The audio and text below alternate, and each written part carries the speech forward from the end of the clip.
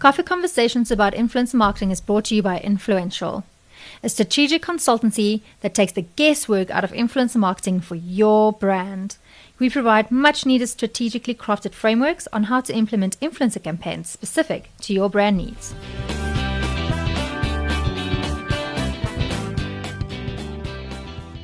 Ladies and gentlemen, welcome to another fabulous edition of Coffee Conversations about Influencer Marketing. And as usual, I'm not riding solo. My partner in influence, and Darlene Sheck. How are you? What up, Cindy? I'm good. How are you doing? Good to have you back. Good to Yeah. have you back. How's Thank your year you. so far? It's been fast, eh? Lots happening. Yeah, I know it already feels like we've done 8 months of 2020. No, exactly, but I'm not complaining. Me too. And ladies and gentlemen, as usual, we've got a very special guest in the studio. He is smiling. That's a great start. Brett Field, welcome. Thank you. Thank you so much for joining us. Thanks for having me. Let me just do a quick rundown of who he is. He is a serial entrepreneur and he has a strong creative flair and has demonstrated historically the knack for providing innovative solutions to complex problems in insurance, startup, and the tech industry. It's a mouthful, but it's very exciting. Yeah. Thanks, Max. That makes me sound quite fancy. He is fancy pants. And he is also Chief Innovation Officer at South Africa's leading independent financial services provider, Fed Group. That sounds taxing but exciting. I think let's start right there. What does it mean and what's a typical day at the office for you?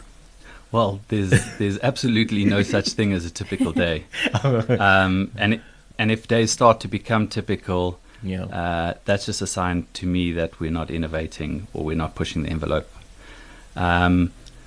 What my role is to look at every aspect of our business. At Fed Group, we insert innovation right at the core, rather than just, it's often seen as the tech role. I'm not even a techie myself. Okay. I come from a creative director, marketing manager type roles before. Yeah. And we see tech as the enabler, and there's always going to, because of the rate of tech advancement these days, there's no ways one person can stay at the forefront of tech. No. Yeah. So the approach we take is say, right, innovation is about ideas, and we apply this alternate thinking and come up with ideas and then look for whatever enablers those are. Yeah. Okay. Innovation is also not always high-tech. Low-tech solutions are often the best solution. And if it's a tech True. focus, you sometimes overlook your best solution. So I'll look at processes, new products, new industries, partnerships, the way people work or work together or aren't working together. Any problem or area that we can look at to improve, that's a Okay. not so typical day for me. So you basically go into also the startups that you help and kind of review what they're doing and how they're doing it and kind of streamline it, if you can put it that way, and also make it better. Yeah, optimize. Fantastic. Optimization is definitely one of the core parts of innovation. Absolutely. I do love that. So also part of your bio it says you reimagine your approach to financial services, which sounds like quite a mouthful to say. But what exactly was traditional and what have you changed? Well, I think the financial services industry has been the sort of bedrock of society for a very long time, and it was built on very long-standing traditions. And because it's a highly regulated industry, there's a lot of constraints, and because it's been around so long, there was kind of a status quo. Correct.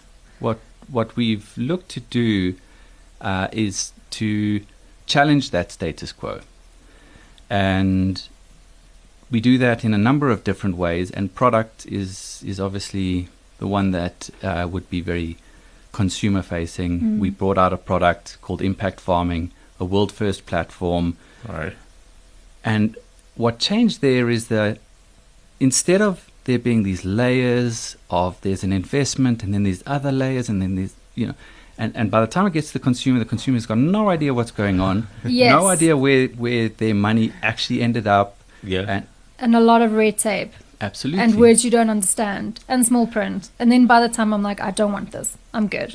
Yeah. Yeah. And if I do get it because I kind of thought somebody's told me I have to have it, I get it and I don't actually know what I've got. Yeah, it's like a grudge purchase. Whereas for us, we've got this impact farming where I buy the blueberry bush or the beehive or the solar panel, and I buy that asset.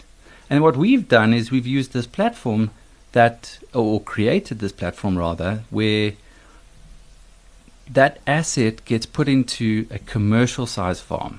So that, Yes. if I'm growing one blueberry bush in my backyard, it's very hard to get Tesco's in the UK to pay a premium price, Yeah. Yeah. right? And also I might have 5 bears that's not really good quality. Let's Yeah. be honest. Yeah. Right? But now if I'm one blueberry bush that's part of a 20 acre or hectare farm, that's a smart farm that's using 90% less water, so it's environmentally friendly, which is Yeah. at the core of this impact farming. Yeah. Everything on that platform has to be looking at people, planet, and the economy. And we're uplifting local communities around the farms. And now all of Yeah. a sudden, my 300 Rand is being put to good use in sustainability. And the blueberry bushes from my actual blueberry plant Yeah. ends up being sold in, say, Tesco's in the UK. I absolutely love it. I actually went and I looked at those impact farming, and I'm definitely buying a beehive. Like, I'm so in favor of just saving the bees. When I saw that, I was like, that's it. And it's very simply put out. It's like you literally tell me, this is how many hives are available to be bought. This is what it costs. This is your long-term investment of so many years. This is your rate you're going to get out a year. And then that's it. And then you can go click buy. I was like, Absolutely. what's the Yeah. catch? Well, I think the catch is that everybody's sold this idea that simplicity is complex. Yes. And I But think where's the largely it's a hidden- myth, because No. complexity has largely been created to make it difficult to compare products, or it's made it difficult. Simplicity, again, at Fed Group, we really work hard and we look at it and we go, right, how do we make this simple? How do we Yeah. take out the jargon? How do we stop layers and confusion? You read it, like you said, as a consumer, Yeah. you went on there, you go, right, I understand exactly what's going on. Yeah. And it was short And I can buy. paragraph as well. It was literally took me 5 minutes to read it, to understand it, and to know what I'm buying into. Yeah. Which is great. Thanks for that, by the way.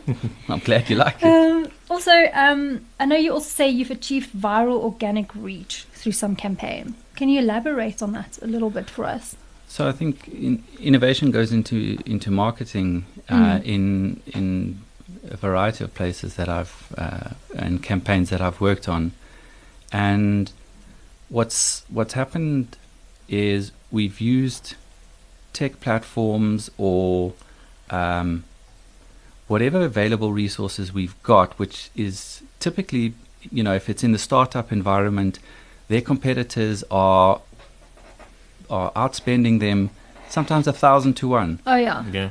So if that's what's happening, there's no ways you can just go, right, well, let's do a normal marketing mix, It's impossible. And we've always I've always looked at different ways of using, especially the digital big tech platforms, because what they've done is they've empowered anybody who bothers to put in the effort Yeah. to really understand them. You can really understand that platform on your specific topic and how to get your message deep into that community or audience. And that's something that wasn't available before. You used to have to go to big research agencies, Correct. but now, so now we use these platforms to our advantage in the startup space, especially. The influencers is now a new phenomenon of sorts. Yeah. Drastically underused, especially in South Africa. I think globally, we're only starting to see. We saw some superstars in that space, but they were kind of superstars already, or they were celebrities No, exactly. already. Yeah. That just And- kind of transported their celeb status onto Twitter, Facebook. And then Instagram. and then people go, oh, okay, cool, but that's sort of just like endorsements. Yes.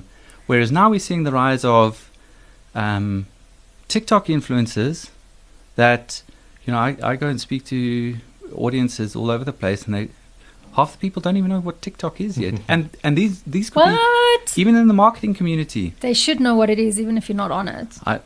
I've been to audiences of marketing professionals where not a single person in the audience had TikTok. Fastest growing Platform in the world right social now. media platform in the world. And, now getting onto TikTok now is like getting onto Instagram 10 years ago. Yes. And LinkedIn is having a revival. So Oh, it's amazing. absolutely. I mean, if there's two platforms to be concentrating on right now, TikTok and Look, Instagram. it depends Yeah. on what you want to do, but you need to be aware of all of them at least and what they can bring to. So I think, even so, if your business doesn't, in your mind, belong on TikTok, you need to be consuming an extraordinary amount of content on that platform so that you start to understand it. And as that, the aversion to TikTok at the moment is that, oh, well, it's just young people singing songs and it's all a bit goofy. and safety at this stage. Sure. And that's exactly what Yeah. Instagram was 12 years Of ago, course. 10 years ago, right? Yes. And It's it the has same evolved. cycle that's Yeah. happening. Yeah. Nothing's different. Yeah. It's just the guys that are getting in now get all the organic reach up until the platform no longer needs to give it away. Yeah. And then it's And then they start, and then it gets monetized. absolutely. Yeah. No, but you're right. Yeah, so your approach sounds a lot like growth hacking, and I'm sure it makes sense, seeing as the Fed Group is known for championing sustainability. Would you consider yourself a growth hacker? Yeah, absolutely. I think growth hacking is almost another word for innovation in a specific Yeah, area. True. Growth Completely hacking is based in innovation. yeah. And what do you think growth hackers do differently to your, I'd say, run-of-the-mill marketers? They think differently. Yeah, at all And- times. Yeah, Yeah. and they think differently, and they act on those different thoughts. In That's the very same way important, as you yeah. look at there's people with ideas, Yeah, and then there's entrepreneurs. The only Yeah. difference between them is Someone did something. somebody exactly. Yeah, right. Yeah. Everybody's had a $1 million idea. Yeah, Only a few of them have ever And acted then on 3 it. months later, you're like, but I thought about that. Like, And this that's- person stole my idea. And you're like, no. No, exactly. Idea, everyone can have And the that's idea. growth hackers. It's the same thing. Yeah. Every marketer will say, "Oh, yeah, I thought about influencers 10 years ago." But, Yeah, well, you weren't using them, no, exactly. and you're not using them now, Fair even point. when it's So that's the difference. It's and growth hackers will test something. There's a Yeah. lot of rapid prototype, rapid feedback loops. So we put something out, we test it in the Yeah. market, get feedback, and if we have to, dump it. Next thing goes out. Okay. Or obviously change it or tweak it until you get what you need. Yeah, Yeah. absolutely. I do love that. and earlier on, you spoke briefly about influencer marketing. What are your views around it becoming a to-go-to marketing channel? And do you think it could be used to enhance that your growth hacking tactics? There's no doubt in my mind. Yeah, I think it's the most overlooked opportunity right now. I think that we're going to look back and go, why weren't we giving 50% of our budget to I hope they're influencer listening. marketing? Yeah, look, you're preaching to the And- converted. Yeah. And why weren't we giving control of a certain portion of that budget, not just to influencers for production, but Yeah. for actual spend of budget? So pay the influencer to produce and to get access to their audience, and then give them budget to spend in order to get that message out, because they are so intrinsically linked to their audience. They are so in tune yeah, that if you see any value in their audience and you're not leveraging that, then I don't understand what your argument could be, because those are the people you want to speak to. Yeah, That's exactly. the person that they're listening to. That a true influencer will not carry your brand message if they don't believe in it. No. So if you approach that brand, that influencer as a brand, and they go, I don't want to work with you, then you've got a choice. You either go, educate me, because I know that your audience is my audience. What are we doing wrong? That takes a lot of humility from a brand. Yeah. But that's got to start happening. Those conversations have to start happening. So that's interesting that you say that. I read an article this week. It's actually in our newsletter tomorrow. I can't remember the brand now overseas, but they're a cleaning company. They do cleaning products like your Handy Andes and things. And they are busy putting together an influencer advisory board that actually is going to have like thousands of influencers on it, so they can actually get feedback on them, on their content, on how they speak to audience and messaging. And I'm like, why isn't everyone doing this? Yeah. They know their audiences. Brilliant. Absolutely brilliant. And I will guarantee you that campaign will become a case study in the very near future. Absolutely. And then everybody's going to go, oh, yeah, I also had that idea. And like a growth hacker, they didn't do it. Exactly. There you go. So, yeah, I just thought that was brilliant, especially if you've got access to these people who know your audience probably better than you do. Ask them Not for probably. advice. They know They do. They know them better than you. They do. Yeah. So do get them on a board and be like, please help us with content. Which channels, which messaging. I think they're doing it specifically on YouTube. They are trying to tap into the millennial market, and they're asking influencers, please help us, give us advice, co-create with us. Sure. It's amazing. And big brands, or every brand that's got a board and an executive board, they need to start thinking, who's going to start to take on that role? Is there going to be a new type of executive that's handling not just social media, but social media influencers, their own production? Like you guys have this podcast. There's going to be every brand will have a podcast one day. You guys are just ahead of everybody else. Yes. Thank you. Right? But it's true. There'll be an editor in chief of X Bank. Yeah. No doubt in my mind. Content. And the sooner people start to look at it with that level of executive focus and executive decision making, they will fly. But do you not think it is because over the last couple of years, when you speak to certain people, they think influencers is a fad and they don't like them? And I'm like, then call them something else if you don't like the word. But the fact of the matter is they're here to stay and they work. It's a marketing channel. I think I agree with you 100%, although don't call them anything different. Just start to get your head around that in this day and age, with digital platforms, has given power to those that are willing to put in the hard work. Being an influencer is not an easy job. No. It's not just sitting in a coffee shop flipping on your phone. No. That's an absolute fad. And if your exec or your marketing manager thinks that, go tell them to shadow an influencer. Not a bad idea. Pay an influencer to let your marketing or your exec go and spend the day with them. Yeah. They will have their minds blown with just how hard these people work, right? Yeah. And because they can get there quickly, they can start at 16.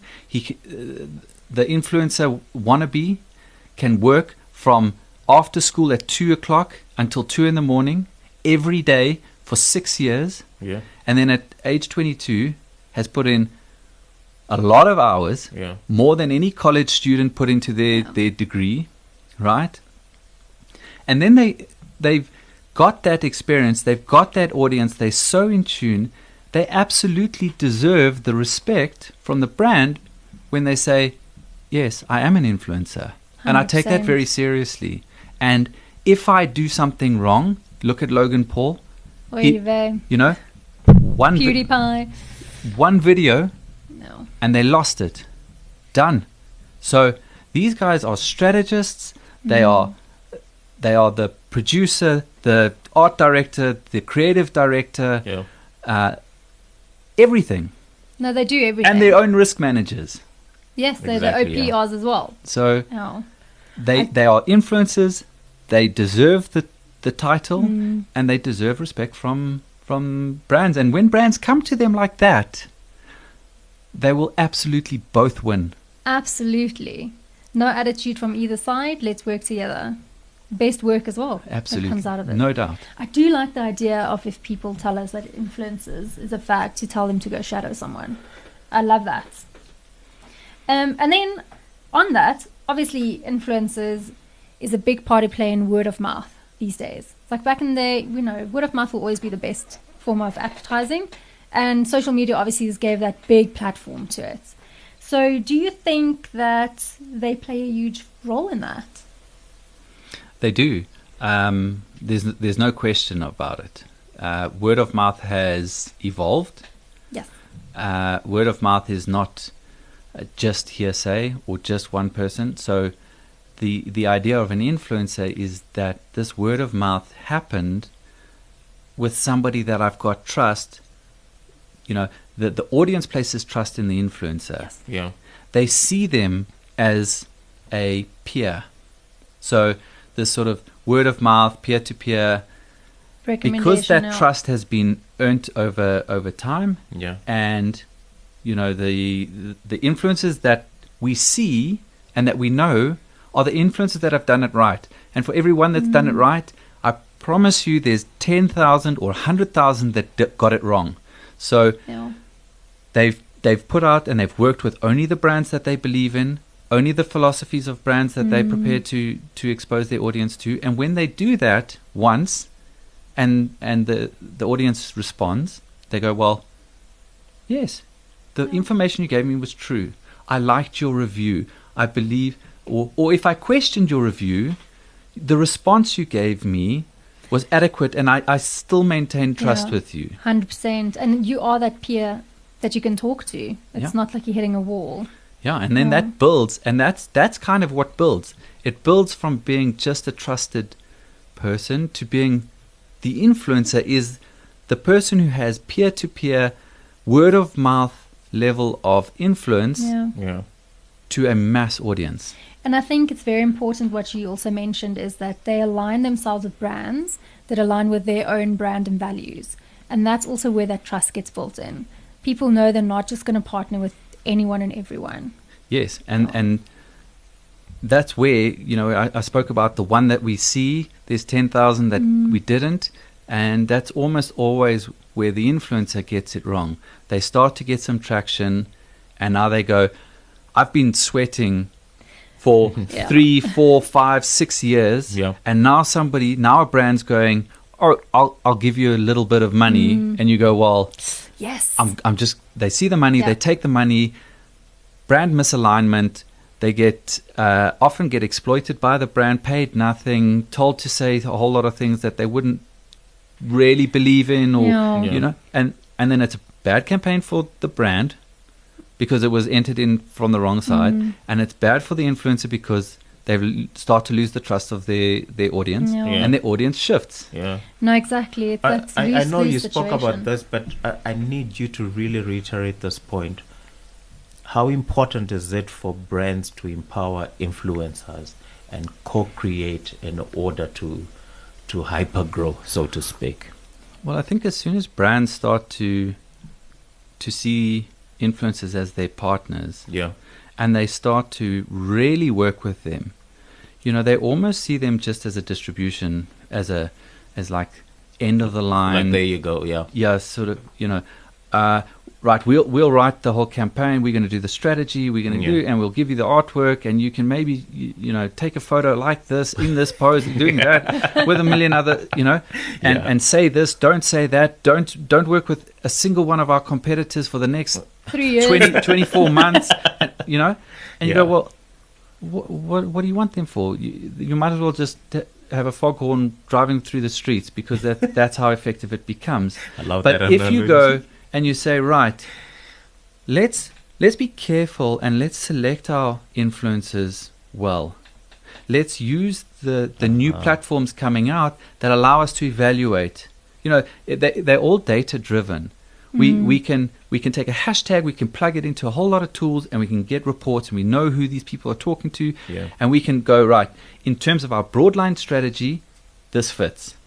Now we go, right, let's select these people and let's get them all in a room, because what's better than one influencer is having multiple influencers working together, amazing, and collaborating together. They love to collaborate, because that's what influencers get. They get that collaboration is exponential for everybody. Yeah. So when they start doing that, and you bring them in, but bring them in when you've got an idea of a campaign, and then develop that part With of it them. with Through them. this, yeah.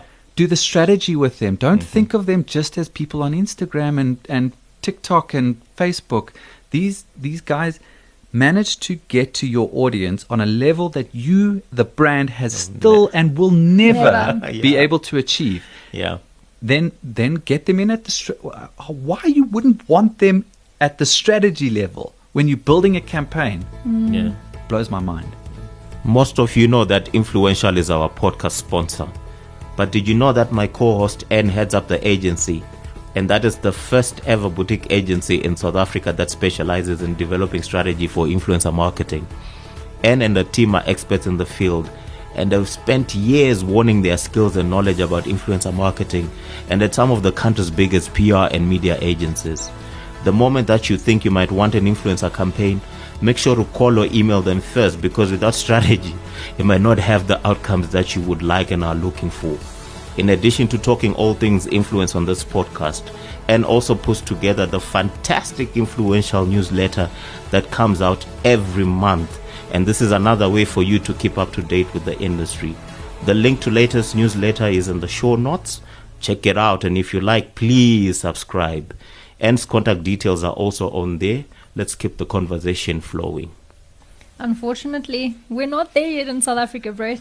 We're I trying don't to think get we, there. I don't think we're really there anyway. We're not ready. You don't think And so? No, I think that some brands are starting to experiment with it. They're starting to see the value. There's absolutely a value. If you just look at what's happening on the back end of Facebook's new platform with Yeah. influencers, it's absolutely going to become structured and built into the platforms. No doubt about it. And it's going No. to. But I don't know of any brand that is actively bringing in and paying. So it's not just like, oh, you Yeah, might get a of chance course. to, No. because this is what Uh-uh. happens. Like, oh, come in and do all the strategy with it, or But- give us your Yes. ideas, and But you thanks. might be part of the campaign. Yeah. Pay them like you'd pay a strategist. A It consultancy doesn't matter fee, if yeah. they're 19 years old. Yeah. If That's your true. audience wants to be told or influenced by a 19-year-old, have the 19-year-old in the room with your executive at strategy. I agree. Yeah.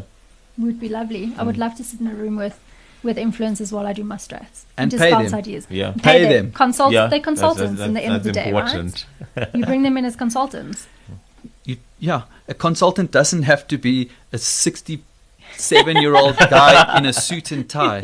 Yeah. It can be A a 19-year-old from TikTok. 19-year-old girl who wears stockings and pom-pom hats and Exactly. you know, Oh. get used to being uncomfortable. You know, this is why so little true innovation happens. You know, we Yeah. dress a lot of things up as innovation. But tell me how many companies you know would be interested in saying, pay a proper consulting fee to somebody that you might not actually end up running the campaign with, Mm-hmm. and that person wears flip-flops and bright orange dresses Hair and purple hair. Yeah. and Yeah. has a mohawk I know Yeah. zero, to be very honest, off the and top a of my head. tattoo on their face, and Yeah. that's going to go into a corporate South African boardroom or Yeah. even a global corporate boardroom. Yeah. Isn't And it that's the weird problem. that we still have these hang-ups in the world?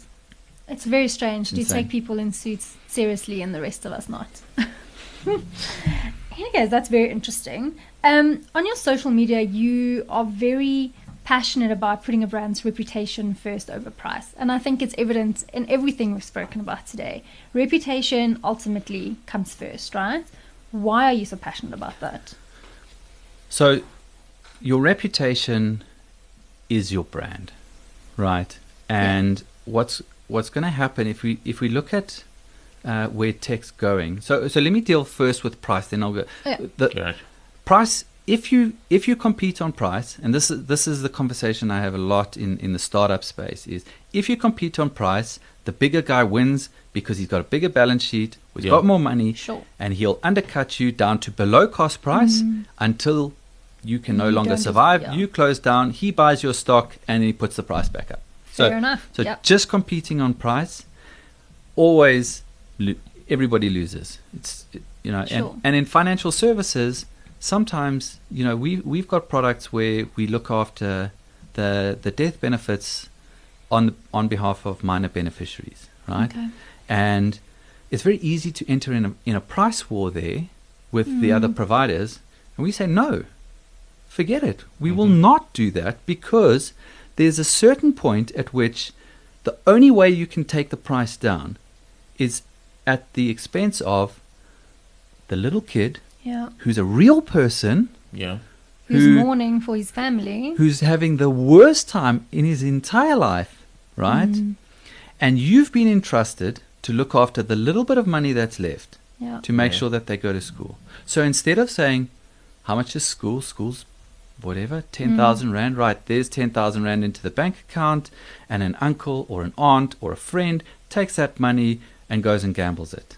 But we paid the money. You know, Yeah. we did what we had to We do. did our deal. Yeah. We were good. We Yeah. say, forget it. That's not good enough, because there's a real boy who's sitting and in the worst time of his life Yeah. going, I need to go to school, or Yeah. doesn't even know he needs to go to school. Mm. So we go to the school and say, right, there's the money for him.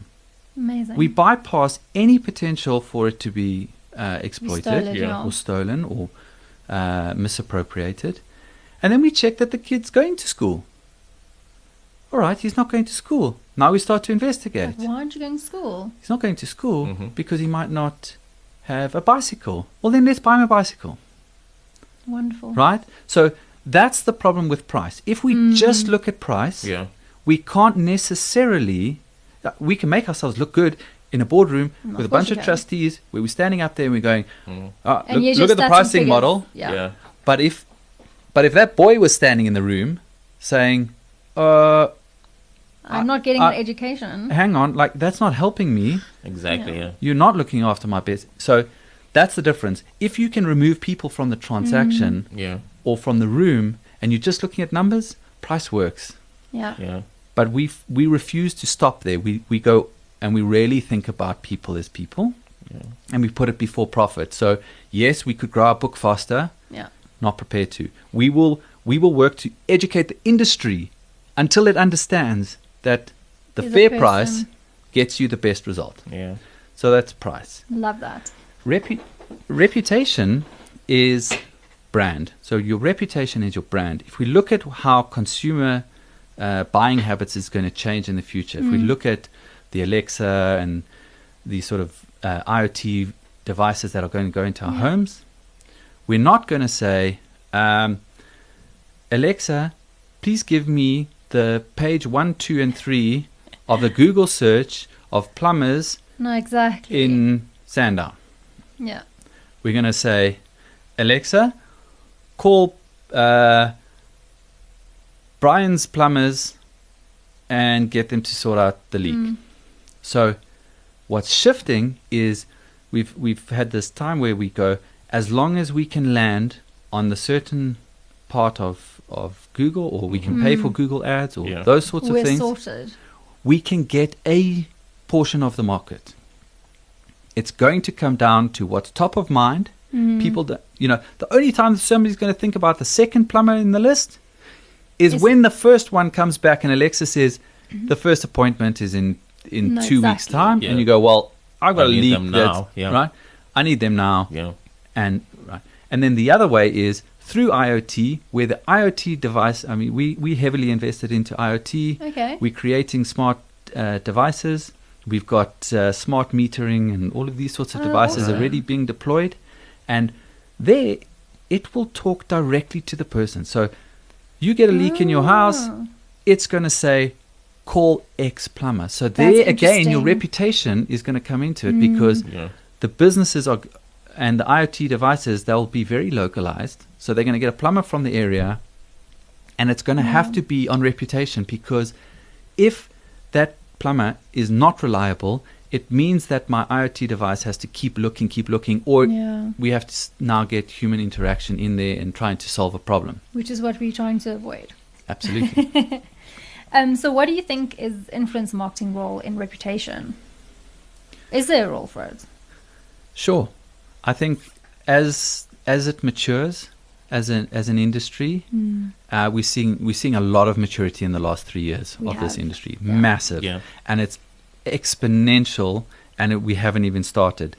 And we're going to get influencers that will allow you onto their podcast, and that adds to your reputation. We're going to have influencers who are going, I will only deal with X brand, and that brand gets reputation. So the reputation of the influencer is going to become more and more respected, and their willingness to work with a brand will add to your reputation. I do love that, because then it goes both ways as well. Yeah. If we look at it in something that maybe people would be more familiar with, a sports star will only work with certain sports brands because they believe in the equipment. Yes. Tiger Woods is not going to use, I don't play golf, whatever, Yeah. but Callaway yeah. clubs if they don't work well enough for him, Yeah. right? So the reason people buy the clubs that Tiger Woods uses is because of his reputation, Yeah. not the clubs. No, 100%. He's- True. And the same thing's going to happen with influencer marketing on smaller and bigger brands. I do love that. And in your opinion, do you think that influencer marketing should be incorporated, in other words, used to complement other marketing activities? And do you see us getting to a point where it fully replaces at least one of the marketing channels that already exist? No doubt in my mind. Absolutely no doubt in my mind. That was great. I think it's our next massive media shift and revolution. Right. And I think it will, if we look at the pressure on radio, radio's moving to podcast will be run by influencers. Yeah. So there already I can see it overtaking radio, Yeah. TV, Yeah. print. Look at where we get our news from. Social media. Where do you guys consume your news? Social media. Twitter. Right? Yeah. Twitter and social media. Yeah. Everywhere else. So yeah. you going direct to the journalist because Yeah. you trust that journalist's 100%. opinion, Exactly. right? So in the same way that it's already happening. Yeah.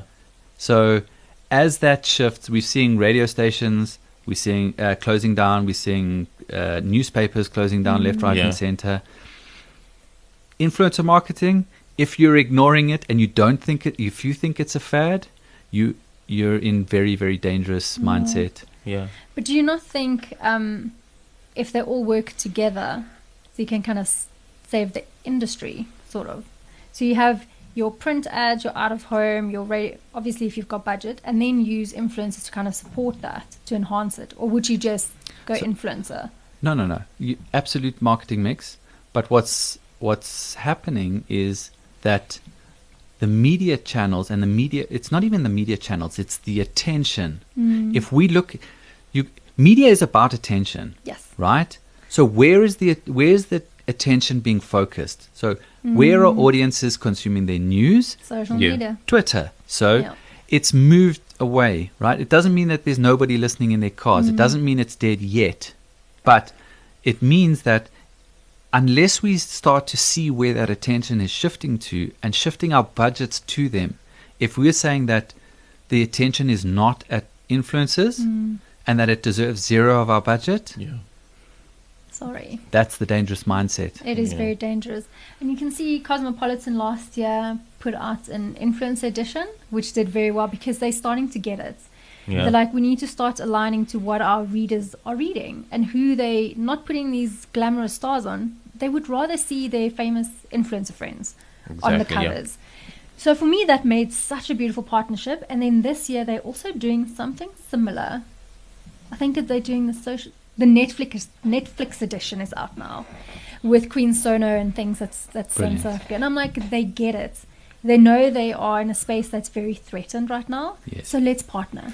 Yep, and they will lead Cosmopolitan into the influencer space. They will become 100%. either a collective. We've seen that in the gaming space, Yeah. where there's these like Thousand Thieves and those Yeah. sorts of where we've got collectives, right? And then Cosmopolitan, I see as before it was a collection of writers. If we Yeah. actually break down what is What a it was. magazine, Yeah. it's a collection of writers, Yeah. right? The best writers in the fashion industry for that audience. Yeah. And I think what's going to happen is the guys that really get it, they're going to add support, they're going to add legal support, they're going to add business support, and they're going to grow these influencers, and they're going to help them out, and they're going to boost their platforms. 100%. You've really sat in our studio and advocated the subject that makes us tick, which is influencer marketing, and why people should use it and why you think it works. Why do you think in such an environment you would have a brand in South Africa who's sitting on the fence and thinks, nah, this thing doesn't work? Because it's new. It's happened every time there's something new. You know, we're afraid of what's new because I think what also needs to change is the mindsets within business of going, let's be safe, right? Yeah. It's very easy for me to go and say, let's run a campaign. We're going to use a traditional media mix Yeah. that's backed by a strategist from an agency, right?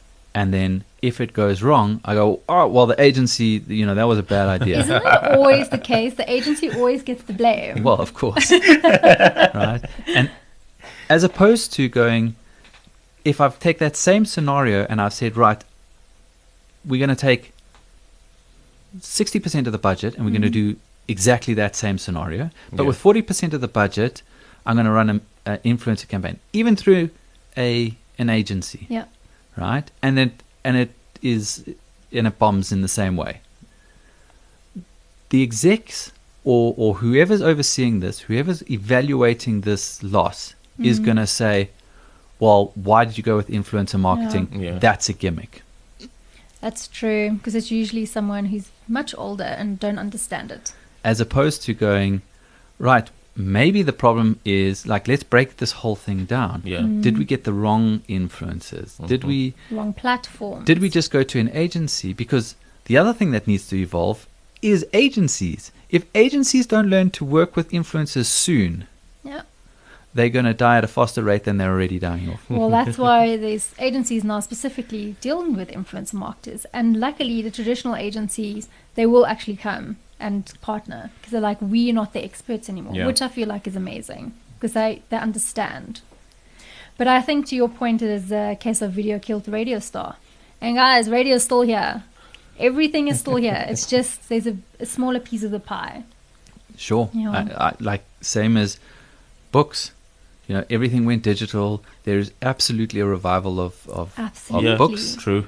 And this will continue to happen, Of but it'll course. become more niche. It'll become more bespoke. It's human nature. Yeah.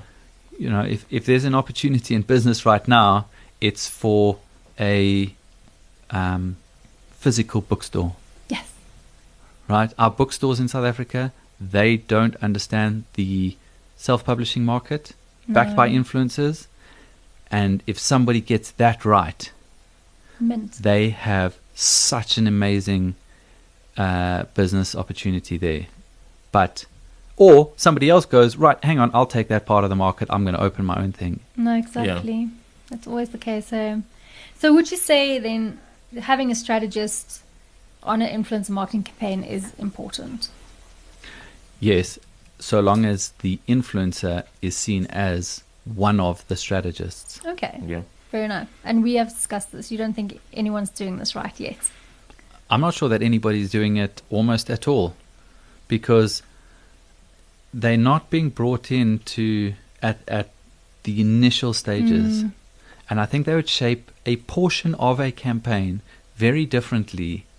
And I think if you look, they've had to fight for attention so hard where they've got nothing. They've got no money, they've got no resources, Yeah. and they've got no brand or reputation yet. They're nobody. They put themselves out in front of their friends. They got probably mostly got ridiculed for it, Of Yeah. course, yeah. and they fought for it. You want to find a growth hacker and a strategist? In that part of the campaign, there's nobody better. Now, there's always going to be value of having a senior strategist who makes sure that it comes in line. And Yeah. I believe very, very much in strategy and a good strategist. But a good strategist, if you sit me down in front of a good strategist And I say, why not bring in an influencer at the strategy level to help guide the strategy of this portion of the campaign? Yeah. If they say that's ridiculous, then I'm not so sure that they would be a good strategist. I do love that, but I agree with you. It is it's asking advice of someone who knows their market so intrinsically well that you can only add value. It's so hard. If we look at almost every market, there's so many people that influence it. What we've got is this hyper-targeted person, and this person is an individual. Yeah. Now, if we don't see value in seeing their strategy and how they would approach it, and yet we want to speak to their audience, we've just completely missed it. I love that, actually. Okay, we're almost at the end of our interview, or our chat rather. An interesting one at that. Very interesting. Yeah. we're gonna bring you back, Brett, Please. because Yeah. we've got lots to chat about. I But- like talking, so that's fine. We'll give you more cappuccinos. Any of our listeners, if they want to grow up to be like you, any advice where they can start in their careers right now? Kind of start with what they have. What would you advise them to do? So I think first off, start creating content. And there's a big misconception in South Africa specifically that you can create too much content. You literally cannot create too much content. I'm talking across your channels, 20, 30, 40, 50 pieces of content a day. Isn't that a bit overload? No, because the platforms are consumer centric. This idea that we can overload somebody to the point that they're going to unfollow us no longer exists. Are you sure? Only your super fan. Remember, we're talking about multiple platforms. Yes. We're talking about stories. Stories live for 24 hours. So it doesn't mean go and fill up your Instagram timeline with 50 pieces of content in a day. Because that's like consumer fatigue. This is, Oi. yeah, but remember that because we've got consumer centric platforms that work for the consumer of the content. So if I'm a super fan, I cannot get enough of your content. Fair enough. I will see it all. If I quite like your content and I, on occasion, interact with it, the platforms will push the appropriate amount of content because they want to keep me on the platform. That's they want to keep you're my right. attention on that platform. So the other thing is about repurposing a message. So you've got a piece of content, you put it onto Instagram, it looks a certain way. You break it up, you're putting it into tweets, that's a different conversation, Yeah. a slightly different voice. Then I put it onto Instagram, a more respectful tone, for Yeah. example. It's all about packaging it differently. Yeah. So Yeah. content, absolutely number one. Number two, act on your ideas. You've got ideas, start something, doesn't mean you can't shut it down. I think that's also, a lot of people are scared of that. It's like you've got this idea. Now if you act on it and it fails, failure is like this huge thing. Yeah. And I always say to people, it's okay to fail. Everyone fails. It's okay. Then you go on. If you don't like losing or making mistakes, then don't get into entrepreneurship, don't get into innovation, and don't get into like influencer content creation, 100%. because Oh. the nature of those types of roles is that you fail far more, but you enjoy that part. That's part of the process. It's part of discovery. It's Yeah. part of problem solving. So have an idea, put it to work, and get your fast feedback loops. Don't ask your friends and family for their opinion on your idea, because Oh, they'll only be nice, right? exactly. No. Yeah. So, but what we've got is put it out to your platform, right? Put it out into social media, whatever, and discount what your friends and family say because they're just too nice to you. Yeah. They don't want to hurt your But the feelings. market will tell you, No. and then either adapt or Or die. bin it Yeah. and start again. Yeah. I do love that, guys. Please don't be scared to fail. Just do it. It's I fun. failed many, many times in my life. Yes, you're down there for a while, but then you're okay. You learn, you carry on. You live, you learn. And where can our listeners find you? On social media, everywhere else? Across all the social media channels, Yeah. it's Brett B Field. Don't forget the B in the middle. Most people miss that one. So it's Brett with a double T, B Field. Awesome. Okay. Easy. Consistency, we like that. We always say people try and get the same handle everywhere. Yeah, just so it's exactly. easier for people to find you. Rather have a worse handle that's consistent across all your channels. Yeah. Please, no numbers in them, please. Like, Exactly. And no. and for Kick-Ass Influencer Marketing Strategy, where so can they find you? we're only on Twitter and LinkedIn because that's where we need it. But we're Influential SA also on both platforms. Happy days. And if you want to follow me personally, I'm at Yeah. Ann Dolly across the board as well. And the podcast on Facebook, where can they find us? It's called Coffee Conversations about Influence Influence Marketing, and Marketing. we're on Facebook. Please like and share.